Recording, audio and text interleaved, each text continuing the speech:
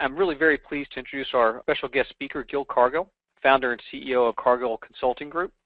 We met Gil at a trade show last year, and I was extremely impressed with him and what he had to say about the challenges MSPs like yourselves face when selling and closing business.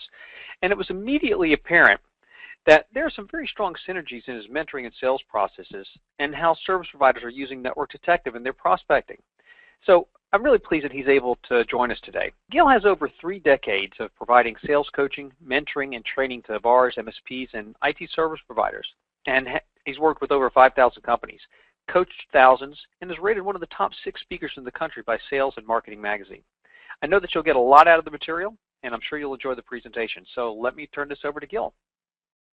Good afternoon. It's really a pleasure being here with everybody, and I'm very excited about working with Network Detective because I believe Network Detective helps my clients, who are MSPs and IT consultants just like you folks, get into accounts more rapidly, close business more rapidly, and more importantly, it helps build a company. Now first, let me have a couple of definitions for you guys that will help you understand more of what I say. I'm in the business of helping people convert their practice, their MSP practice, into a business. A business is an entity that will produce wealth for you whether you work 24/7, 365 or not.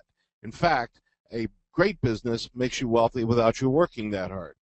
Now, one of the problems we all have, especially when it comes to bringing a new customer into our portfolio, is you and that customer typically come from 2 different worlds.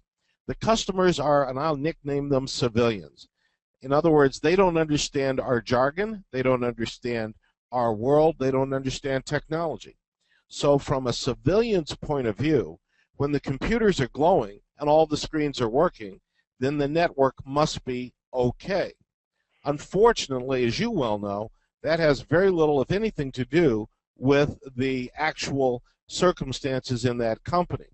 Now, if we go into that civilian and talk techno talk, we're going to turn him or her off because they can't appreciate your value proposition.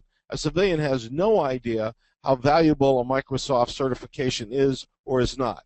Same with Citrix, and I could go on through all of them.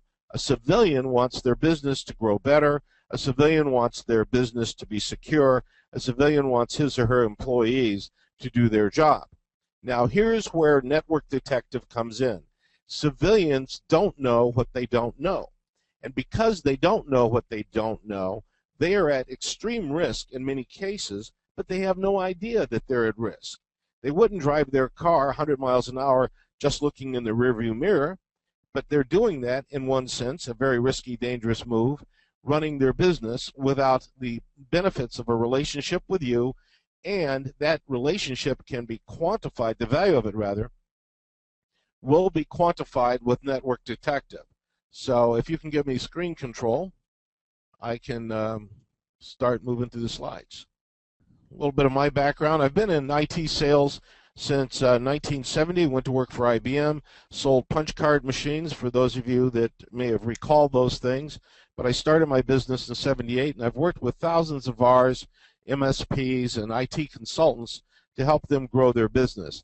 Last year, my best client improved their top line by 86% by employing an approach of investigating the clients, their prospects, existing network, and then taking that information and turning it into a proposal which a civilian can understand. And the reason I fell in love with the Network Detective, and I recommend it to all of my clients, is because it produces that data, that report, in a graphical format that a civilian like myself can understand. You see, we miss a lot of deals, and this has happened to everyone on the call. You've gone out and explained your proposition, your certifications, your capabilities, etc., but the civilian didn't grasp the value.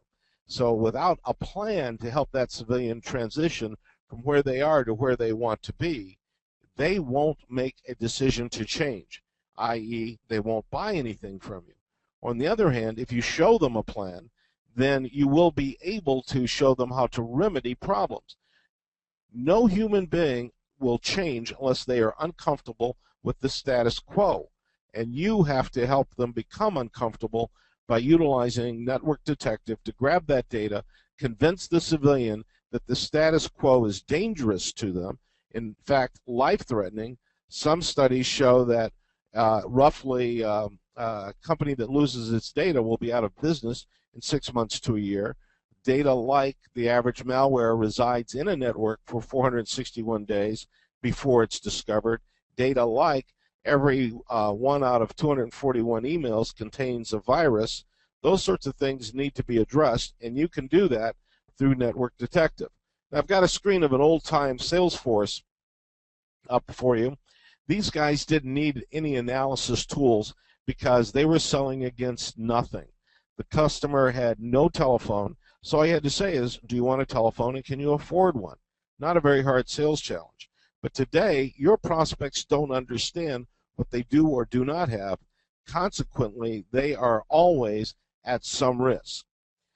Before I dive real deep into my presentation, I'd like each of you to take a moment or two to understand what does it cost a prospect to say no when you present the opportunity for them to become one of your clients. What does it cost them to say not now? You see, if the prospect perceives that there's no cost to him or her, they won't come on board. If they perceive that the cost is continued discomfort, increased risk, opportunity to literally go out of business, then they will talk to you further. This tool allows you to gather that data and present it very quickly. Now, humans change when they feel FUD. FUD stands for fear, uncertainty, and doubt. And that has to be presented if you find, truthfully, that there are situations in their data system that are not in alignment with best practices. It costs $12,500 per day for every day that a network's down. Now, I've been on calls with MSPs who have asked the question, how often does your network go down? And the customer says never. And we both know that's not true. You see, what happens is the network will go down for 15 minutes, an hour here, an hour there, and whatever. And over the course of a year, it could go down for a total of 5, 6, 7, 8, 9, 10 days in the aggregate. But because it's failing in small increments, the customer doesn't know that that's a problem. I've been on other calls where the civilian said, oh, well, you know, the network goes down every day, but that's the way it's always been. You see, we humans can adapt to the circumstances, and the status quo becomes comfortable, even though it's not ideal. I'm sure you heard the cliche, the devil you know is better than the devil you don't know. So a network that's down once a day or every other week or whatever is the devil they know, and they just accommodate and adapt. You have to quantify that and show them how much that is costing them. And that's where the value of their data and the value of your services come together to help them create a proposal. Now, our industry is notorious, in my opinion, for creating telling proposals. A telling proposal is written in a language that a civilian can't read. A selling proposal talks about how the company is operating today, how the technology, the IT infrastructure is impacting the company positively or negatively, and how it will behave in the future. Now, in addition to the network detective, I encourage my clients to interview the stakeholders in the company and then combine their vision of their current situation with their desired situation and link it to the fact that the IT infrastructure may and frequently is the anchor keeping them from making the advancements that they want. You see, telling proposals don't communicate results. They're frequently boilerplate. They can be spit out of a RFP response system. They can be spit out of any buying system. But there's no benefits involved, and we only talk about the technology from a feeds and speeds point of view. The civilian can't understand that kind of proposal. The civilian does understand a proposal that shows him or her how their situation will change and improve. So you have to do a little bit of James Bond investigation, if you will, by interviewing their employees to help them understand how they move forward. Now, this isn't very hard. It's a little different than the way you've learned to sell. And one of the things we do with our clients is we will help you learn how to do that. It's a pretty easy process of asking the appropriate questions of the clients as you move through the process. One of the things I've committed to do for Network Detective is that if you folks will send me your email, I'll send you my Sales Manager's Toolkit, which has a template for asking these questions and a template for these proposals contained in it. But we have to make sure that our clients understand their current situation versus the proposed situation. We have to solve business operating condition problems.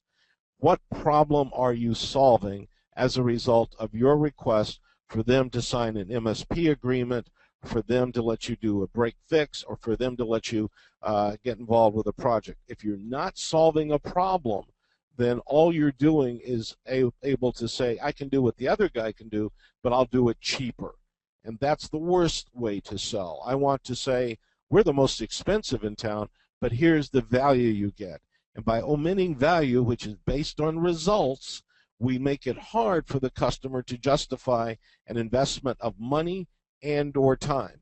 Now, when you get my toolkit, print out the proposal, or at least pull it up on your screen, and on one of the last pages, you'll see a page called Schedule of Events or Calendar of Conversion. This is part of the secret sauce of showing the customer how the data from Network Detective can be translated into action on your part, which will become positive, beneficial results for their company. And remember, every bit of data that you collect with Network Detective must be presented in English because the civilians will digest it better. But remember that frequently, especially in a small to medium business where most of us play, there is an invisible decision maker standing behind the man or woman with whom you have contact. This invisible decision maker can say no, and will say no frequently if they perceive that there's any risk to their associate or to their company. And risk is perceived based on us presenting information in a format that they don't understand. If I don't understand it, then it's risky. If I understand it, it's worthwhile pursuing. That's why the graphs at the beginning of the report that you just saw are an important component of every proposal that you put together. Remember, they don't know what they don't know. Consequently, they don't know how much at risk they are. And if I don't know that there's risk involved in the status quo, there's no reason whatsoever for me to change. Conversely, if I realize that the risk is significant, perhaps even business life-threatening, then I will change immediately. So we have to take our presentations out of the realm of best practices stipulate that this should be replaced every X years and so on and so forth, and show them the risk they run by not replacing or upgrading. As you look at doing this work, and I've had some MSPs say, nah, Gil, this is just too much work. I would rather not do a network detective or network assessment. I would just rather go in and talk and produce a quote. Now, 10 years ago, that probably was a viable strategy. But in the 21st century, that flat isn't going to work. We have to do the work to earn the relationship which will turn into a client or customer. And how valuable is one new client to each of you, especially if you're operating as an MSP and getting monthly recurring revenue flowing to your business. We have to use this approach when a prospect wants a problem solved. If the prospect says, one of the screens on one of our PCs isn't working, can you fix it? You may not want to use this, but you could use that as an introduction to say, let's take a look at the whole thing. Now, one thing that I want you to keep in mind, many of my clients have hired me to help them hire salespeople, and all those salespeople are doing is selling assessments that are being produced by Network Detective. By definition, by our plan, we're not looking for people who are IT proficient, but we're looking for people who are proficient at getting in front of business owners and decision makers and selling them on the FUD of them not knowing what they don't know. And at $1,000 per assessment, a salesperson pays for him or herself pretty quickly. And then after the assessment's completed, the MSP and or one of the technical people will go in and present the findings. It's a little bit of a different deployment, but if you get the ASCII newsletter or the Channel Pro newsletter, I had a detailed write-up on that strategy in both of those recently. You see, if the customer doesn't specify, I want to buy an HP XYZ, then you have to do this investigation. Your solution, which is part of the proposal, which has at least the graphs from the network detective, must contain the 3 Ps.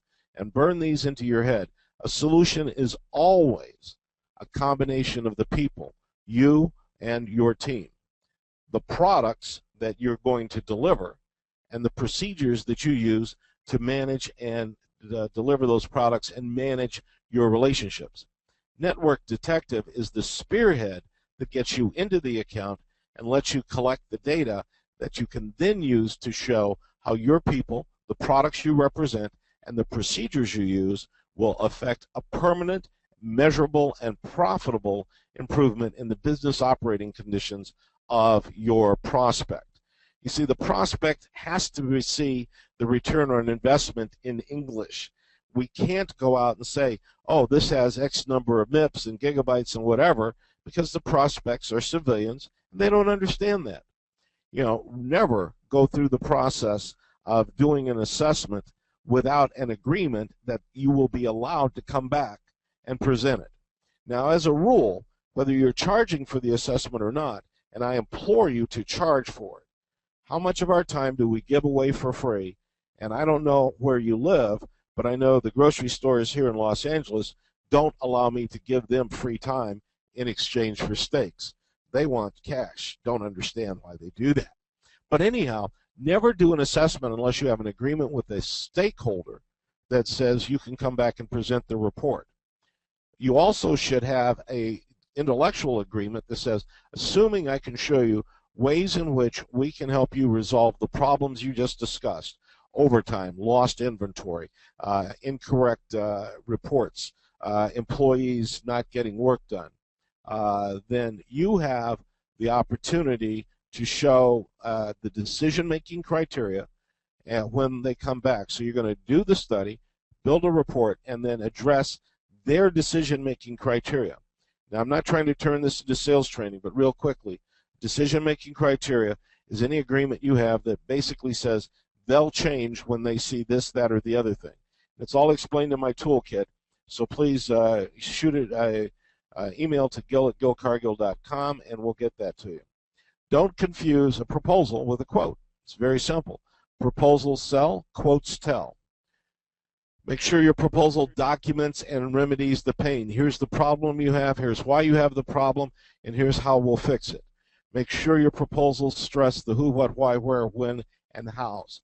The data's there. I've seen the reports from Network Detective. They are absolutely incredible selling tools if you use that. Now, you can also, as one of the other presenters said, use Network Detective to create proposals in existing accounts to upgrade your relationship. Let's say you have a break-fix relationship and it's going along fine. Show them how a MSP will be better for them by running Network Detective and collecting data that shows them how you can optimize their business operating conditions even further than you're doing with your break-fix approach.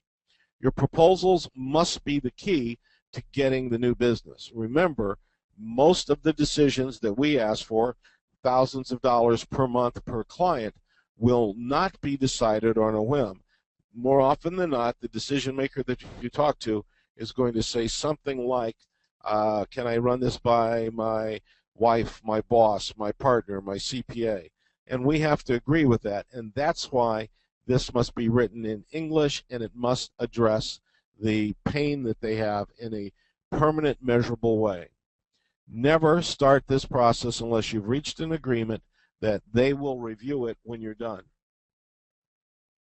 Make sure that you have the right people in front of you that are talking to you, because there's no shortage of people in accounts that would love to waste their time by wasting yours. In other words, these are the men and women who have made a career out of looking busy, and sometimes running a network assessment is a way for them to look busy, especially if you produce a big report for them, which they can then show to their boss. Never do this unless they have budget to spend and that you have an understanding of the timing. Sales 101, money, authority, need, and time. If you don't have MANT, don't move forward. Do you know who the competition is or the incumbent? Can you defend your position, and do you know the results? If not, you have to move backwards and go to another account or get that information in hand. Now I'm going to blitz through the components of a proposal, and again, we can get this section of my program to you via an MP3 file, so you can listen to about an hour's worth of what I'm condensing down to a couple of minutes, and that's in the Manager's Toolkit. But we have a title page, proprietary information, a cover letter, virtually all boilerplate. The table of contents is changed 10 or 20% per client. Then we detail the scope of the proposal, and this is where you'll differentiate yourself from the competition, because your competition won't have nearly the quantity nor the quality of data that you have available to you and your client to drive through these processes. Then we'll have an executive summary, a profile on your company, and then the service considerations which must be reached to move to the next plateau. Okay, we have a little bit of a delay here. Okay, your next section should deal with the current method, and that's essentially the Network Detective report. The proposed method, here's what it will be like when we have fixed these problems. We're going to give them a comparison of the current to the proposed, and we will address the way in which we'll implement the change to the new situation. And the pricing summary is last, but always show them the advantages in writing. I won't spend a lot of time on each page, but the title page, as I said, is pretty much boilerplate. Make sure each of your cover letters closes with a soft pitch for the business. My favorite soft pitch is, we look forward to adding your name to the rapidly growing list of our profitable clients. The executive summary will help the customer understand why you're working with them, what the promise is regarding results, and again, a soft pitch for their business. The table of contents helps navigate through the proposal. And you'll be amazed when you put these proposals together how much more preferentially you're treated, because you look like the CPA, the investment advisor, the banker, or the attorney that these people are used to dealing with. When you go in and you look like a hobbyist and you don't have a proposal, you're actually screaming, "Don't pay me what I'm worth." Now, I know that's subconscious, but that's what the customers perceive. Remember, they're civilians. Your company background should focus on the successes you've had, how many clients you're working with, and how you've produced their improvements. What are all the considerations of the way you serve your clients, and look at all the details of all of the information in their environment. Be a reporter when you build the report, the proposal. Don't editorialize and tell them about how bad they are. Just report what they've shared with you. Describe the way it's going to be in writing, and then compare and contrast the old method with the new method. Lastly, we're going to do a product and service recommendation, and this is what that implementation schedule looks like. It's very simple. Across the top, date, activity, and responsibility. The date of first date is we give our presentation. The activity is authorize implementation. The responsibility is the customer. Lay one of these out in detail for as many weeks into the future as you feel comfortable. I like to go 12 or 16 weeks. The reason I do that is it makes the customer understand I'm not going to sell them and leave them. I'm going to show them that I'll be with them for a long time to come. Make sure you summarize the advantages of your proposal and the advantages of a relationship with you. Always show them a pricing summary, and if there are opportunities to have them evaluate Haas versus purchase versus lease, put all of the options on one page, but again, clearly spell them out and make the ultimate recommendations. Be prepared to bring other options out of your briefcase if they balk at any of the options that you put on the table. When you present the proposal, go back, don't email it, don't fax, don't drop it off. Always be side by side, as you can see, the MSP and her prospect. If you aren't side by side going through the proposal, you're actually creating an environment subconsciously of confrontation, and we want an environment of collaboration. Now, nothing's perfect, so we have to practice repeatedly. Perfect practice creates perfection. So, as we say here in Hollywood, that's my story, and I'm sticking to it. Thank you for your time.